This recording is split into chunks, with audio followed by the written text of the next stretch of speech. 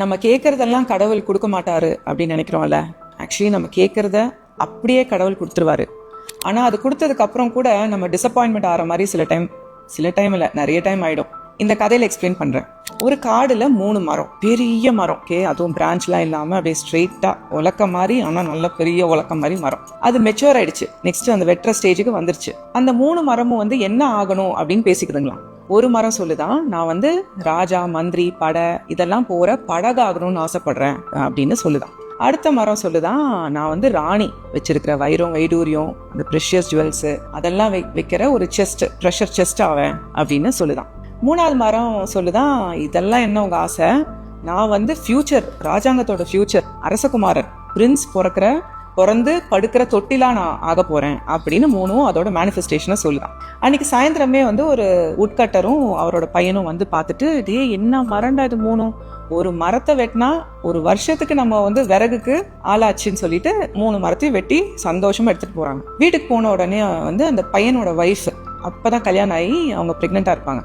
பிறக்க போற குழந்தைக்கு எனக்கு இந்த மரத்துல ஒரு தொட்டில் பண்ணி கொடுங்க அப்படின்னு கேக்குறாங்க. சரின்னு சொல்லிட்டு ஒரு மரத்தை அதுக்கு யூஸ் பண்ணிக்கிறாங்க. அந்த உட்கட்டரோட ஒய்ஃப் இப்ப மருமகளுக்கு கேட்ட உடனே தொட்டில் பண்ணி கொடுத்துட்டீங்க, நான் எவ்வளவு நாளா ஒரு பீரோ கேட்டுட்டு இருக்கேன், ஏதோ என்னோட வீட்டுல இருந்து போட்ட நகை, கொஞ்சம் நகை, இந்த புடவையெல்லாம் வைக்கிறதுக்கு இவ்வளவு நாளா நீங்க பண்ணவே இல்லைன்னு சண்டை போடும்போது எதுக்குடா வம்புன்னு சொல்லிட்டு அந்த ஒய்ஃபுக்கு ஒரு டப்பா பண்ணி கொடுத்துடுறாரு அந்த மரத்துல.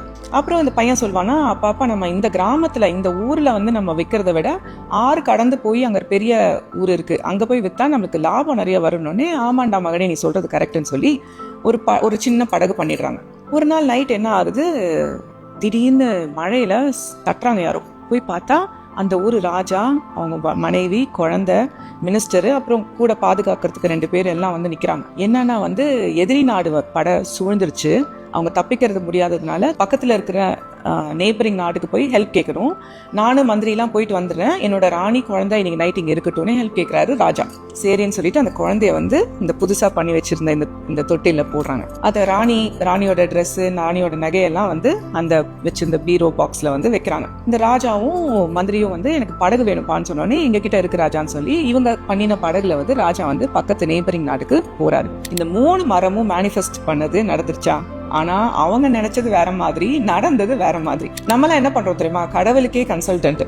எது எப்ப நடக்கணும், எப்படி நடக்கணும், எந்த வழியா நடக்கணும் அப்படிங்கறத எல்லாத்தையும் நம்ம பிரேயருங்கிற ஒரு ரிப்போர்ட் மாதிரி கடவுள்கிட்ட கொடுத்து அது நடக்கணும்னு எதிர்பார்க்கிறோம். அதுக்கு பதிலா எனக்கு என்ன நல்லதோ அது உங்களுக்கு தான் தெரியும் கடவுளே, நீங்க பார்த்து செய்யுங்க அப்படின்னு கடவுள் கிட்ட விட்டுட்டோம்னா பெஸ்ட் ஆஃப் த பெஸ்டா நம்ம லைஃப்ல எல்லாம் அமையும். இதுதான் மேனிஃபெஸ்டேஷனோட ட்ரிக்.